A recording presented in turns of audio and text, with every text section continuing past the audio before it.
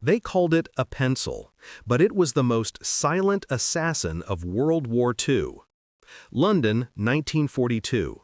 Deep beneath the streets, in a secret workshop that officially didn't exist, British engineers were perfecting something extraordinary. A weapon so quiet, so deadly, that Nazi guards would drop without a sound. No gunshot, no explosion, just silence and death. This is the story of a weapon that changed everything. The Germans never saw it coming. One moment, a guard stood at his post, watching the dark French countryside. The next moment, he was on the ground, dead. His fellow soldiers heard nothing. No crack of a rifle, no echo through the night. Just the wind, and suddenly, one less Nazi breathing. British commandos were killing with ghosts. But this wasn't magic. This was engineering brilliance born from desperation. And the story of how Britain created this silent killer begins in the darkest days of the war, when everything seemed lost. Picture this. It's 1940. France has fallen. Britain stands alone against the Nazi war machine. Hitler's forces occupy nearly all of Europe. From Norway to Greece, the swastika flies over conquered nations. Resistance fighters hide in shadows. Allied spies slip through enemy territory, knowing that one sound, one mistake, means capture, torture, death. And here's the problem that kept British intelligence awake at night. Every weapon makes noise. Rifles crack, pistols bang. Even knives, when they miss the mark, cause struggles, screams, chaos. The Allies needed something different. Something that could kill a sentry without alerting the dozen other soldiers nearby. Something that could eliminate a target in a crowded room without anyone noticing until it was too late. They needed silence. Now, you might think suppressors already existed, and you'd be right. Silencers had been around since World War I. But here's what most people don't understand. Suppressors don't actually make guns silent. They reduce the noise, sure, but a suppressed gunshot still sounds like a loud hammer strike. In the dead of night, in occupied territory, that's still a death sentence for the shooter. The British needed something better, something revolutionary. Enter Station I-9. If you're fascinated by hidden World War II secrets like this, make sure to like the video, because what happened in this place sounds like science fiction. Station I-9 was officially called the Fryth, a country mansion in Hertfordshire, about 20 miles north of London. To anyone passing by, it looked like just another requisitioned estate. But behind those walls, the most brilliant and eccentric minds in Britain were inventing weapons straight out of spy novels. This was the headquarters of SOE, the Special Operations Executive, Churchill's secret army. Their mission? Set Europe ablaze. Sabotage, assassination, chaos behind enemy lines. And to do that, they needed weapons that didn't exist yet. The man in charge of creating these impossible weapons was Major Millis Jefferis, an engineer, an inventor, a man who saw problems as puzzles waiting to be solved. Jefferis had a simple philosophy: if something doesn't exist, invent it. And in 1942, he was handed the ultimate challenge. The problem came directly from SOE field agents. Resistance fighters across Europe were sending the same message: we need to kill quietly. We're operating in occupied cities, in guarded facilities, in places where a single gunshot brings dozens of enemy soldiers. Give us something silent. Jefferis gathered his team, engineers, chemists, weapons designers, and he asked them a question that seemed impossible. Can we create a gun that makes no sound at all? Not reduced sound, zero sound. The team started experimenting. They tested every suppressor design they could find. They tried different ammunition. They experimented with barrel modifications. Nothing worked. The fundamental problem remained. A bullet leaving a gun barrel breaks the sound barrier. That supersonic crack is physics. You can't engineer around it. Unless you change the entire concept of what a gun is. Here's where the story gets fascinating. One of Jeffress's engineers, a man named Charles Clark, had a radical idea. What if we don't use a traditional gun at all? What if we create a weapon where the bullet never experiences an explosion in the open air? The team started sketching, designing, testing, and slowly something impossible began to take shape. They called it the Wellrod.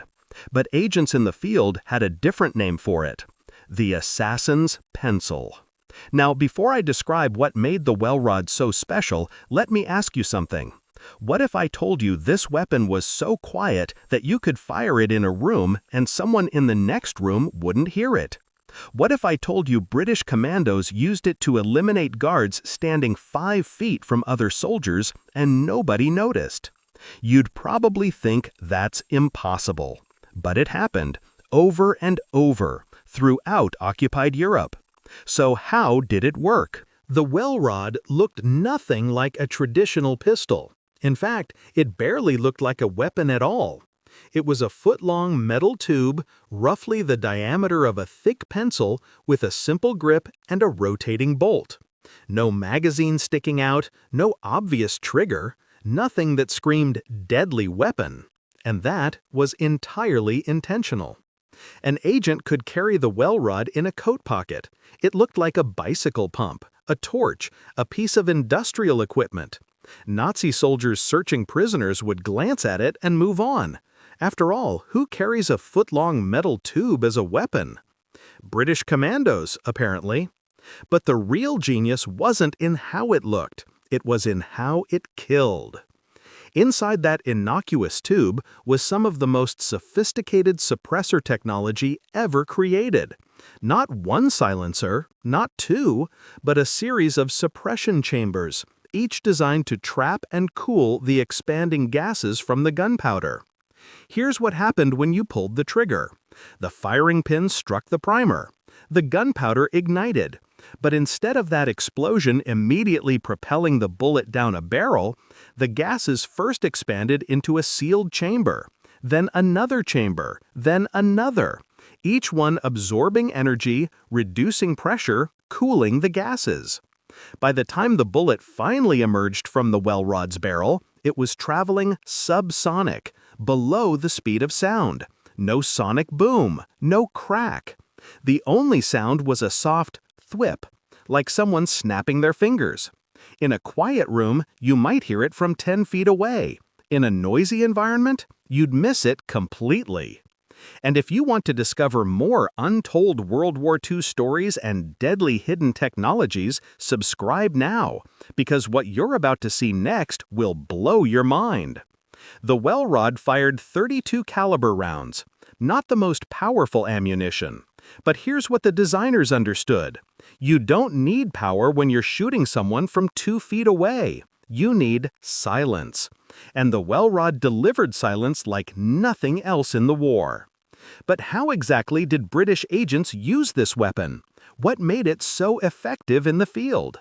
Let me paint you a picture. France, 1943. A British SOE agent, codename Maurice, is operating in Lyon. His mission: eliminate a Gestapo informant who's identified dozens of resistance members. This traitor has sent good men and women to their deaths. He needs to die. But here's the problem. The informant is careful. He's always surrounded by German soldiers. He sleeps in a guarded hotel. He travels in convoys. Getting close seems impossible. Maurice spends weeks studying the target's routine. And finally, he finds the opportunity. Every Tuesday evening, the informant visits a particular cafe. He sits at the same table, orders the same wine, and for about 10 minutes, while the cafe is crowded and noisy, he's accessible. Maurice enters the cafe on a Tuesday evening. The Wellrod is in his coat pocket, looking like nothing special. He orders a coffee, sits 2 tables away from the target, waits. The cafe is loud, people talking, laughing, dishes clattering, a radio playing music. Maurice stands, walks past the informant's table. In one smooth motion, he draws the Wellrod, presses it against the back of the informant's head, and pulls the trigger. Thwip. The informant slumps forward. Maurice keeps walking. Out the door, down the street, gone. The other cafe patrons think the man has simply fallen asleep over his wine. A drunk Frenchman, nothing unusual. It takes several minutes before someone realizes he's dead. By then, Maurice is kilometers away. No witnesses, no sound, no evidence except a small entry wound that could be mistaken for anything. This scenario played out dozens of times across occupied Europe. Railway yards where Nazi transport officers died at their desks. Checkpoints where guards dropped mid-conversation. Prison camps where collaborators were eliminated while other inmates slept nearby. The Wellrod was the weapon of absolute stealth. But here's something most people don't know. The Wellrod had a critical limitation, something that made it both more dangerous and more fascinating. The suppressor technology was so effective that it actually wore out quickly. After about 15 shots, the internal baffles would degrade. The weapon would get louder, not rifle loud, but loud enough to compromise an operation. So SOE agents were instructed to treat each Wellrod as essentially disposable after a dozen or so uses. This meant the weapon had to be incredibly simple to manufacture, and it was. Station I designed the Wellrod to be produced quickly, cheaply, in workshops that didn't have sophisticated equipment. Some components were literally made from bicycle parts. The grip was often carved from wood. And yet this improvised-looking weapon was one of the most effective assassination tools ever created. British intelligence was so protective of the Wellrod's secrets that they went to extraordinary lengths to keep it hidden. Agents were instructed to destroy their weapons if capture seemed likely. The Wellrod was never mentioned in official reports. Its very existence was classified at the highest levels. Why such extreme secrecy? Because the Allies knew that if the Germans discovered this technology, they'd replicate it. And a silent Nazi weapon in occupied territories would be catastrophic for resistance networks. Every Allied spy, every secret meeting, every resistance hideout would be vulnerable to silent assassination. So the Wellrod remained a ghost, a weapon that killed without sound, leaving the enemy confused, paranoid, terrified. German intelligence knew something was happening. Guards were dying mysteriously, informants were being eliminated. But they couldn't figure out how. Some Nazi officers became convinced the Allies had recruited supernatural assassins. Others thought resistance fighters were using poison darts or exotic toxins. The truth was far simpler and far more deadly. Station I produced thousands of Wellrods during the war. They were distributed to SOE agents, OSS operatives, resistance fighters, and special forces units. Each weapon came with strict instructions.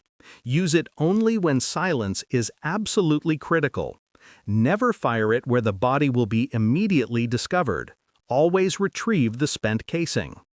And those agents followed those rules religiously, because they understood that the Wellrod wasn't just a weapon, it was a psychological tool. Every mysterious death, every unexplained assassination, every Nazi officer found dead with no obvious cause, it all created fear. The Germans started seeing threats everywhere. They increased security, which strained their resources. They became paranoid, which made them less effective. The Wellrod was winning the war by making the enemy afraid of silence. Now here's where the story takes an interesting turn, because the Wellrod wasn't the only silent weapon Station I created. It was just the most famous. British engineers also developed the Wellrod's cousin, the sleeve gun. This was even more compact, designed to be worn on the forearm and fired by pushing your hand forward. The sleeve gun was for emergency situations, when an agent was being searched or captured and needed one final desperate option. They created silent knives with hollow handles that could inject poison. They made explosive rats, actual dead rats stuffed with plastic explosives intended to be left in German coal supplies where they'd explode in boiler furnaces. They invented magnetic mines disguised as lumps of coal. Station I was essentially Q Branch from James Bond, except real and operating during actual war. But the Wellrod remained their masterpiece, the weapon that perfectly balanced silence, lethality, and practicality. And here's something that will surprise you. The Wellrod continued to be used long after World War II ended. British Special Forces carried Wellrods during the Cold War. Intelligence services used them in operations that remain classified to this day. Some military historians believe modernized versions are still in use by certain units. Why? Because the fundamental problem the Wellrod solved, how to kill someone silently, never went away. Special operations still require stealth. Assassinations still need to be quiet. And while modern suppressor technology has improved dramatically, the Wellrod's basic design remains remarkably effective. In fact, several countries have developed their own versions of the Wellrod. The Americans created similar weapons. The Soviets studied captured Wellrods and built their own silent pistols. The basic principle, using expansion chambers to cool and trap propellant gases, is still used in modern suppressor design. The Wellrod's legacy is everywhere in special operations weaponry. But what secret engineering inside this weapon made it far deadlier than anyone expected? It wasn't just the suppressor, it was the psychology. Think about it this way. A traditional assassination weapon is loud. The target dies, yes, but everyone knows violence has occurred. They react accordingly. They scatter, they hide, they call for help. The Wellrod changed that equation. When someone died from a Wellrod shot, witnesses often didn't realize they'd witnessed a murder. They thought the victim had fainted, or had a heart attack, or simply collapsed. This created a window of confusion. Seconds, sometimes minutes, where the assassin could walk away casually. No running, no dramatic escape, just a calm exit while everyone else is still trying to figure out what happened. That psychological advantage was worth more than any amount of firepower. SOE training manuals emphasized this point. They taught agents to use the Wellrod and then act natural. Don't flee immediately. Don't look guilty. In a crowded space, be the person who reacts with concern, who calls for help, who creates the impression of being an innocent bystander. The weapon wasn't just silent, it made the killer invisible. And this brings us to one of the most remarkable operations of the entire war, an assassination so perfectly executed that it's still studied in intelligence training today. Prague, 1944. A high-ranking Nazi officer responsible for coordinating deportations to concentration camps is operating from a requisitioned hotel. He's well guarded, paranoid, sleeps with armed soldiers outside his door. British intelligence wants him dead, not just for justice, but for practical reasons. His organizational skills are making the Holocaust more efficient. Every day he lives, hundreds more people die in the camps. An SOE agent is inserted into Prague with one mission: eliminate this officer. No explosives, too much risk to civilians. No conventional shooting, too loud, too many guards. The Wellrod is the only option. The agent spends 3 weeks establishing a cover identity. He gets a job in the hotel as a maintenance worker. He learns the officer's schedule, and he waits for the perfect moment. It comes during a diplomatic reception. The hotel is crowded with Nazi officials, collaborators, staff. The target officer steps onto a second-floor balcony alone for a cigarette. Just 90 seconds of solitude. The agent is already there, disguised as a waiter clearing tables. He approaches with a tray. The officer barely glances at him. The agent sets down the tray. In one motion, he draws the Wellrod from under the tray, fires twice into the officer's chest, returns the weapon to its hiding place, picks up the tray, and walks back inside. Total time, 7 seconds. The officer collapses. The agent descends the service stairs, exits through the kitchen, and disappears into Prague's streets. Inside the hotel, it takes nearly 5 minutes before anyone realizes the officer is dead. By then, the agent is in a safe house, the Wellrod is disassembled and hidden, and the entire operation is complete. German investigators found 2 small-caliber wounds and no other evidence. No witnesses reported hearing anything. The case was eventually classified as an unsolved murder, possibly by a professional assassin using unknown methods. They never knew about the pencil. Stories like this occurred throughout the war. Silent eliminations that changed the course of battles, disrupted enemy operations, and saved countless Allied lives. But here's what's truly remarkable. Despite producing thousands of Wellrods, despite distributing them across Europe and Asia, despite using them in hundreds of operations, the Germans never captured one intact. Not one. Every agent followed protocol. If capture seemed imminent, destroy the weapon. And they did. Some Wellrods were thrown into rivers. Others were buried. Some were disassembled and scattered. The Germans knew the Allies had silent weapons. They knew assassinations were happening, but they never figured out exactly how. That level of operational security, maintained across years and dozens of countries, is almost unheard of in military history. And it speaks to how seriously the Allies took protecting this technology. After the war ended, the Wellrod was supposed to be destroyed. All of them. Military intelligence wanted the design to remain classified. They feared it falling into the hands of criminals or terrorists. But as with most secret weapons, not every Wellrod was accounted for. Some agents kept theirs as souvenirs. Some were lost in the chaos of war's end. Others ended up in private collections. Today, original Wellrods occasionally appear in museums or military auctions. Each one tells a silent story of missions we'll never fully know about. And modern firearms enthusiasts and historians are rediscovering what made the Wellrod so special. Several companies now produce commercial replicas. Collectors prize original examples. Military historians study its design principles. Because the Wellrod represents something important, innovation born from necessity. When conventional solutions fail, when the impossible becomes necessary, human ingenuity finds a way. British engineers in 1942 were told to create a silent gun.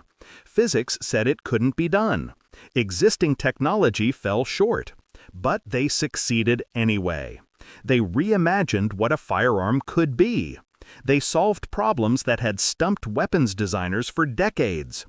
And they created something so effective, so perfectly suited to its purpose, that its basic design remains relevant 80 years later. That's the real legacy of the assassin's pencil. Not just that it killed silently, but that it proved the power of innovative thinking in desperate times. World War II was won by many factors: industrial production, strategic brilliance, brave soldiers, but also by people like the engineers at Station I, who looked at impossible problems and found creative solutions. The Wellrod was one of those solutions, a weapon that shouldn't have existed, that physics said couldn't work as described, but that became one of the most effective special operations tools of the entire war. It changed how covert operations were conducted. It influenced decades of suppressor development. It remains, even now, a testament to what happens when brilliant minds are given impossible challenges and unlimited permission to think differently. And perhaps most importantly, it reminds us that sometimes the most powerful weapons aren't the loudest. Sometimes silence is more deadly than any explosion. The guards never heard the shot that killed them. They never saw the assassin. They never knew about the pencil-shaped weapon that ended their lives in absolute silence. They just felt the sudden impact and then nothing. That's the terror of the perfect assassination weapon. Not that it kills, but that it kills as quietly as a whisper, leaving nothing behind but questions and fear. The British Wellrod. 1 bullet, 0 sound, and a legacy that echoes through history, even though the weapon itself made no noise at all. If you loved discovering the deadly secrets of World War II weapons, make sure to subscribe. A new video revealing even more hidden truths is coming very soon. Because history's most fascinating stories are the ones that were meant to stay secret forever.